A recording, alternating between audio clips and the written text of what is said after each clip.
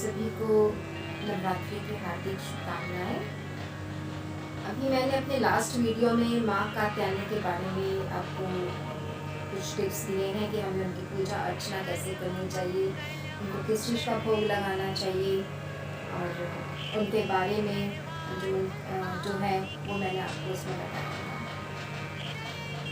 क्योंकि आज नवरात्रि का छठा दिन है और माँ कात्यायनी, जैसे मैंने आपको अपने लास्ट वीडियो में बताया था कि माँ कात्यायनी ने ब्रज में गोपियों को 16,000 गोपियाँ थी उनको आशीर्वाद दिया था, क्योंकि उनकी मनोकामना थी कि वो कृष्ण के साथ उनका विवाह संपन्न हो। और उन्होंने माँ कात्यायनी की पूजा अर्चना की, आराधना की, संकल्प लिया और उनका विवाह कृष्ण जी के साथ हुआ। तो ये वीडियो मेरा खास करके उन लोगों के लिए है जिनके विवाह में विशेष रुकावट आती है, उनकी शादी नहीं हो रही है, रिश्ते नहीं मिल रहे हैं या रिश्ते मिलते हैं तो उसमें कोई ना कोई अड़चन आ जाती है, और या फिर उनकी शादी हो गई है तो उनके विवाह में बहुत ही ज़्यादा परेशानी, उनकी जो वैवाहिक जीवन है वो बहुत ही ग्रस्त है वो अपने उस वैवाहिक जीवन में। तो मेरा ये वीडियो खासकर उन लोगों से है। अब हमको पूरी एक रूपरेखा बनानी है और आप लोगों से निवेदन है आप इस वीडियो को उतनी बार देखें जब तक आपको याद ना हो जाए इसके अंदर आपको कौन कौन से टिप्स दिए गए हैं। अदरवाइज़ आप एक कॉपी पेंसिल ले लीजिए और उस कॉपी पेंसिल में जितने भी टिप्स मैं आपको बता रही हूँ इसमें कि आपको क्या क्या करना है वो आप उसमें नोट डाउन कर लीजिए, ताकि व्रत रखने में, संकल्प लेने में आपसे किसी भी तरह की कोई भी गलती ना हो। रूल्स रेगुलेशन देखिए हमें अपने लिए बनाने पड़ते हैं। वैसे तो आप एक आसन लगा के सिंपली और माता की वंदना कर सकते हैं, उनकी आराधना कर सकते हैं, और ऐसा नहीं है कि अगर आप साधारण रूप से अगर माँ का ध्यान करते हैं तो वो आपको आप पे प्रसन्न नहीं होती हैं। ये हम लोग की सोच है, लेकिन ये जितनी भी जो हम कर्म कांड करते हैं, ये जितनी भी चीज़ों को मैं आपको बताऊंगी वो हम अपने लिए कर रहे हैं, उससे माँ प्रसन्न होगी, लेकिन उससे हमारा जो कॉन्सेंट्रेशन होता है वो बढ़ता है कि हाँ हम क्योंकि ह्यूमन बीइंग है, हमारा मन बहुत विचलित होता है और मन को काबू में करना बहुत बड़ा टास्क है, ये बहुत बड़ा अभ्यास है। अगर आप डेली मेडिटेशन करते हैं फिर तो आप अपने मन पे, अपनी भावनाओं पे काबू पा सकते हैं और अपने एक चित्त एकाग्रचित्त होके आप उनकी अर्चना कर सकते हैं, वंदना कर सकते हैं। लेकिन क्योंकि हम लोग सभी अभ्यस्त नहीं हैं, हम लोग की दौड़ भाग की बहुत ज़िंदगी है, तो हम लोग को मेडिटेशन के लिए भी इतना टाइम नहीं होता है। लेकिन यकीन कीजिए जब आप ये वंदना और स्तुति करेंगे माँ का, जब आप गुणगान गाएंगे तो धीरे धीरे आप अभ्यस्त भी होते चले जाएंगे, मेडिटेशन के अंदर भी आप अभ्यस्त होते चले जाएंगे। आपको इसका इतना स्वाद आ जाएगा, इस अभ्यास का, इस स्तुति का, और इसका इतना आपको इंटरेस्ट आ जाएगा, इतना स्वाद लग जाएगा, तो आपसे छूटे नहीं छूटेगा, और ये हमारे लिए बहुत ही अच्छी बात है। अब हम लोग बात कर रहे हैं कि जिन लोगों का विवाह नहीं होता तो उन्हें क्या करना चाहिए। कॉपी पेंसिल आप नोट कीजिए, आपने विशेष रूप से कल से ही आप स्टार्ट कर दीजिए, क्योंकि ये आज मैं वीडियो बना रही हूँ, आज 5वां दिन है और कल छठे दिन की वीडियो मैं आज ही रिलीज़ कर रही हूँ ताकि लोग अपनी प्रिपरेशन पहले से कर लें। आपने क्या करना है, सुबह अमृत वेले उठना है, अमृत वेले उठ के यानी कि सुबह सुबह उठना है। आप 3 बजे नहीं उठ सकते हैं, आप 5 बजे उठ जाइए, ऐसा कुछ नहीं है, लेकिन आप फ्रेश होना चाहिए, ठीक है। ऐसा भी नहीं है कि सूरज पूरा ही निकल जाए, क्योंकि क्या होता है उसके बाद हमारा रूटीन कुछ इस टाइप से होता है कि आपको दोपहर का टाइम निकल जाता है सारा। तो कोशिश कीजिए जितनी जल्दी आप उठ सकते हैं, अच्छे मन से, अच्छी भावना से। किसी भी चीज़ को अपने बोझ या कंपल्शन अगर आप करके करेंगे तो उसको करने का कोई भी फायदा नहीं है। लेकिन मैं ये भी कहती हूँ कि अगर आप स्टार्ट तो कीजिए किसी भी तरीके से, धीरे धीरे आपका उनकी वंदना करके, स्तुति करके आपका भी मन वैसा ही निर्मल और शांत होता चला जाता है। आपने सुबह उठ के स्नान करना है, स्नान करके आपने पीले वस्त्र धारण करने हैं। सबसे पहले आपने पीले वस्त्र, और ये पीले वस्त्र जो धारण करने हैं जब आप संकल्प लेंगे 21 दिन का या 41 दिन का, आपके संकल्प के ऊपर निश्चित करता है कि जितने भी दिन का आप संकल्प करते हैं, 21 दिन का या 41 दिन का, आपने जब भी माँ की स्तुति के लिए बैठना है, उनके जाप के लिए बैठना है, तो आपने पीले वस्त्रों को धारण करना है। पीले वस्त्र कोई ऐसा नहीं कि बहुत ही फैंसी वस्त्र आपको चाहिए, जितने भी सिंपल साधारण, कहते हैं ना जब हम अपने गुरु के पास जाते हैं तो हमें नीवे होके जाना चाहिए। जब हम नीवे होके जाते हैं तो गुरु हमें आशीर्वाद देते हैं, ठीक है। तो वे बहुत ही साधारण रूप से जो भी आपके घर के वस्त्र हों, पीले रंग के साफ सुथरे वस्त्र होने चाहिए। सिर्फ बस इतना है कि पीले रंग का वस्त्र वो बहुत ही साफ सुथरा धुला हुआ होना चाहिए। दूसरा, आपका आसन, आपका जो आसन है, क्योंकि ये जो भी काम आप करेंगे इसका व्याख्या मैं आगे मैं आपको बताऊंगी कि उसका आपको क्या फल होता है और आपको क्या फल मिलेगा। इन फ्यूचर तक में इन चीज़ों का आपको फल मिलेगा, सिर्फ 21 दिन या 41 दिन का नहीं रहेगा। आपने आपका जो आसन है वो भी पीले रंग का लेना है। मार्केट से आपको बहुत ही आसानी से 50-100 रुपये में मिल जाता है। ये तो छोटे से मैट, जो कपड़ा टाइप के मैट होते हैं, आप वो ले लीजिए आसन रूप में।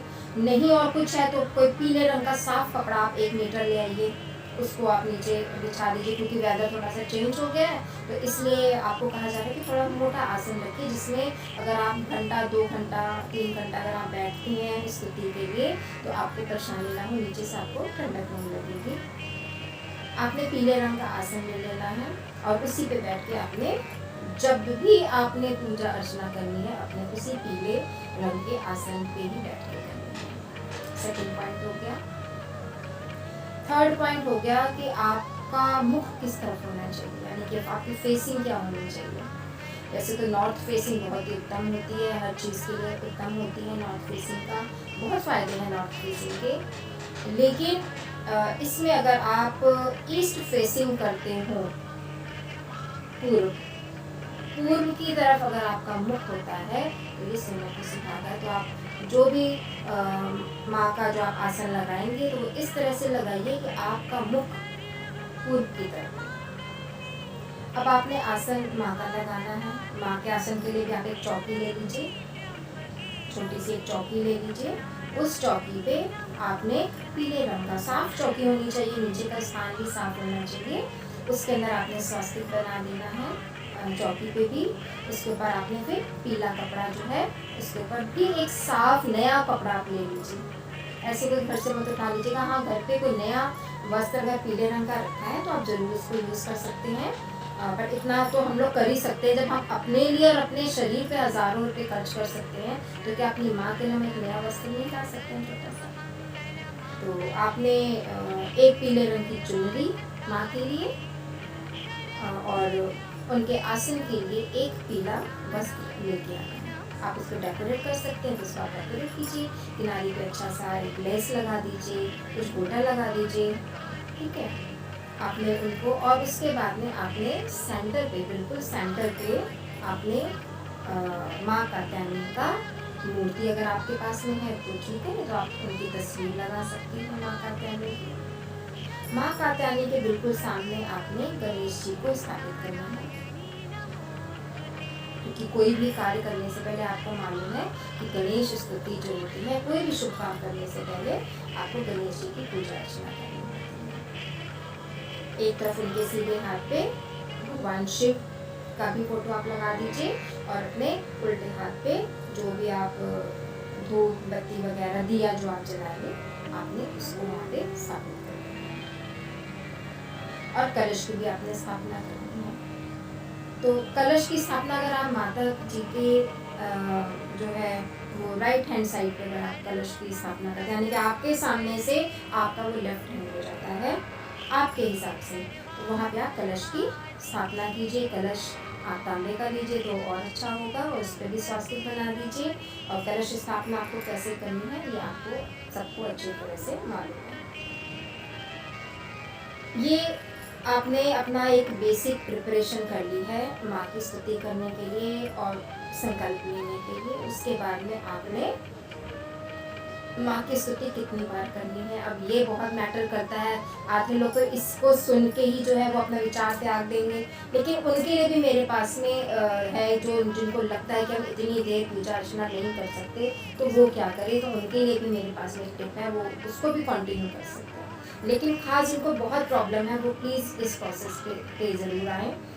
आपने 41,000 बार माँ की स्तुति करनी है, 41,000 टाइम। और आपके ऊपर है कि आप 21 दिन का संकल्प लेते हैं या आप 41 डेज का ही संकल्प लेते हैं, आपके ऊपर, आप जितना जल्दी चाहते हैं। लेकिन स्तुति आपने जो करनी है वो बहुत ही प्यार से करनी है, जल्दी जल्दी वाली नहीं करनी है। मीन्स एक होता है ना रफ काम वाला, वो नहीं करनी। बहुत ही जब भी आपको ऐसा सुटेबल टाइम लगे कि आज मेरा ये जो समय है वो बिल्कुल अब है कि जैसे मैंने आपको बोला कि ये दिन बहुत अच्छे चल रहे हैं और इन्हीं दिनों में अगर आप कल से ही ये स्टार्ट कर देते हैं तो बहुत ही अच्छा रहेगा, बहुत ही शुभ, बहुत ही पॉजिटिव दिन होते हैं अपनी मनोकामना सिद्धि के लिए ये वाले दिन। लेकिन किसी वजह से कोई ये लेट वीडियो देखता है या फिर किसी को लेट पता चलता है या वो कल स्टार्ट नहीं कर पा रहा है, तो प्लीज़ वो जब भी इसका संकल्प लें तो वो 2-3 चीज़ों को ज़रूर ध्यान रखें। वैसे तो बहुत सारी चीज़ें होती हैं लेकिन 2 मेन चीज़ों का वो ध्यान रखें। शुभ मुहूर्त सबको मालूम है कि काम करने से पहले थोड़ा सा शुभ मुहूर्त को देखा जाता है, तो इसमें वो ध्यान रखें कि जो शुक्ल पक्ष यानी कि शुक्ल पक्ष का टाइम होना चाहिए जब भी आप संकल्प लेते हैं, पहली चीज़। दूसरा, राहु काल का समय नहीं होना चाहिए। जब आप संकल्प लेते हैं तो आपने माता को पीली चुनरी और उसके साथ में सरसों की गांठें यानी कि जो हल्दी की गांठ है ना, मार्केट से हल्दी की गांठ मिलती है, वो चुनरी के साथ में माँ के सामने रख दीजिए। जितने दिन भी आपका ये जप चलता है उतने दिन आपने उस चुनरी को वहीं रखना है और इसका सत्यापन होने के बाद में आपने उस चुनरी को, उस गांठ को आपने अपने पास रखना है। अब दसवंत का बहुत बड़ा रोल होता है। अगर हम देखते हैं यानी कि कहा जाता है कि वैसे भी इंसान को जो चीज़ वो कमाता है उसका 1/10वां हिस्सा उसे लोगों की भलाई के अंदर लगाना चाहिए। तो इसी तरह से जब आप स्तुति करेंगे तो इसके अंदर भी यही नियम है कि आपको अपनी स्तुति का जो 10वां भाग होता है उसको आपने होम करना होता है। वो कैसे?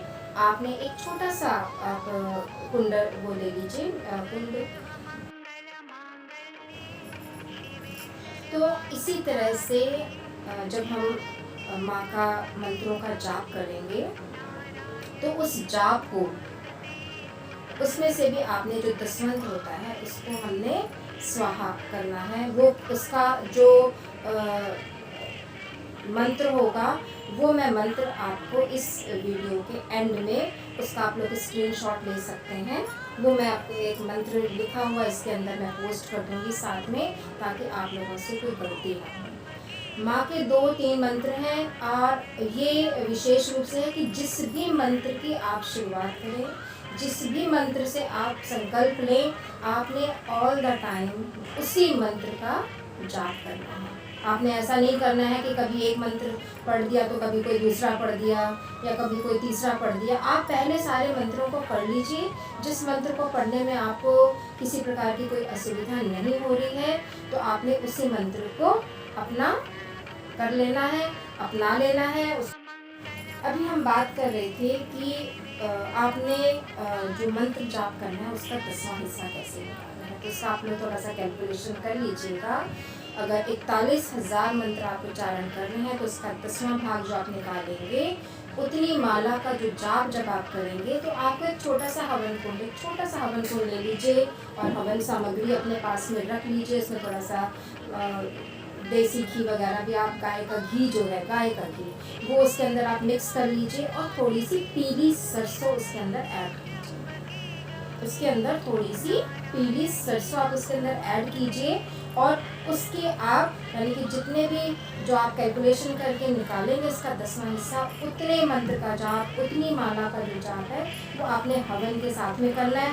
वो आप स्टार्टिंग में कर सकते हैं, वो आप एंड में कर सकते हैं। और तो बेटर रहेगा अगर आप एंड में ऐसा करेंगे, वो तो रेगुलर आपकी एक सीक्वेंस बना रहेगा, आप भूलेंगे भी नहीं और किसी तरह की कोई गलती भी नहीं होगी। और उस मंत्र के उच्चारण के बाद आपको स्वाहा करना है, यानी कि मीन्स जो आहुति आपको देनी है, यानी कि उस हवन कुंड के अंदर आपने उस हवन सामग्री की जिसमें आपने पीले सरसों मिला रखी है, आपने उसकी आहुति देनी है। और इस प्रकार से आपने अपना ये यज्ञ जो है और ये जो मनोकामना जो आपने रखी है माँ कात्यायनी के सामने, ये आपको कंप्लीट करनी है। और कंप्लीट करने के बाद में ऐसा नहीं है कि आपने छोड़ देना है, जब तक आपके लिए एक बेहतर रिश्ता नहीं मिल जाता। वैसे तो मोस्ट प्रॉब्ली इतने दिनों के अंदर बहुत अच्छे रिश्ते आ जाते हैं, लेकिन ट्रस्ट सबसे पहले होता है, क्योंकि हम बच्चे हैं तो माँ हम लोग की परीक्षा भी ज़रूर लेती हैं। तो आपने पूरा आस्था, पूरा विश्वास रखना है, किसी प्रकार का शक नहीं करना है कि जो आप कर रहे हो पता नहीं इससे होगा या नहीं होगा। तो ऐसे विचारों को, ऐसे भावों को अपने मन के अंदर जगह नहीं देनी है। माँ के ऊपर और अपने ऊपर आपने पूरा विश्वास रखना है और माँ सभी की मनोकामनाओं को पूर्ण करती है। और ये यज्ञ समाप्त होने के बाद आप ब्राह्मणों को भोज कराइए, 1 को कराइए, 5 को कराइए। और कुछ प्रसाद जो है आप कंजके घर में बिठा सकते हैं तो और अच्छा है। आप कंजकों को घर पे बुला के 7 कंजके हैं, आपकी श्रद्धा के अनुसार है, 9 कंजके हैं, 11 कंजके हैं, 21 कंजके हैं, ठीक है, ये आपके ऊपर है। आप उसी श्रद्धा के अनुसार आप कंजकों को बिठा के उन्हें भोजन कराइए और इस तरह से आप माँ को प्रसन्न करके अपना मनचाहा वर प्राप्त कर सकते हैं। और ये चीज़ का शर्तिया है और ये चीज़ देखी गई है कि जो भी इस तरह से यज्ञ को अपना कंप्लीट करती हैं, माँ के सामने अपनी एक इच्छा रखते हैं, उनको बहुत ही अच्छे वर की प्राप्ति होती है, बहुत ही अच्छे वर की प्राप्ति होती है। तो ये वीडियो में इतना ही है। आई होप आप लोग को समझ में आ गया होगा। अगर मुझसे कोई गलती हो गई हो तो मैं उसके लिए क्षमा चाहती हूँ। और मैं ये चाहती हूँ अगर कोई चीज़ आपको इसमें समझ में ना आए तो प्लीज़ नीचे कमेंट सेक्शन पे आप कमेंट में आप लिख लीजिएगा कि आपको क्या चीज़ समझ में आई, मैं ज़रूर आपको रिप्लाई करूँगी। और अगर आपको ये वीडियो पसंद आती है तो वीडियो को लाइक, शेयर और सब्सक्राइब जरूर कीजिए। सब्सक्राइब करने से मेरी आने वाली सारी वीडियोस आपके पास में पहुँचेगी। तो ये आज तक के लिए इतना। माता रानी आप सभी की मुरादों को पूरी करें, आपको मनचाहा वर मिले, मेरी यही उनसे प्रार्थना है। सबको नमस्कार, जय माता दी।